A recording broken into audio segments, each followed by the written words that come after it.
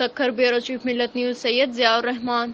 پنواکل کے گاؤں موریجہ کے مکین شیخ برادری سے تعلق رکھنے والے مرد و خواتین ریاض مائی خیراں، فدا حسین، دہنی بخش، عبداللطیف مائی وزیراں، انور خاتون سمیت دیگر نے رشتہ داروں کی مبینہ زیادتی کے خلاف سکھر پریس کلب کے سامنے احتجاج کرتے ہوئے بتایا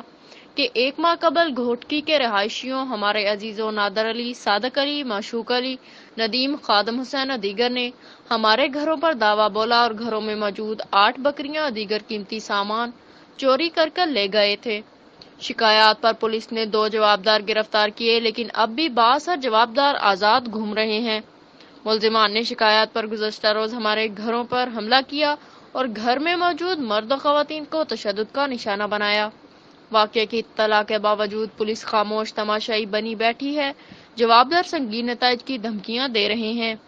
مظاہرین نے حکام بالا سے نوٹس لے کر انصاف و تحفظ فراہمی سمیت ملوث ملزمان کی گرفتاری کا پرزور مطالبہ کیا ہے۔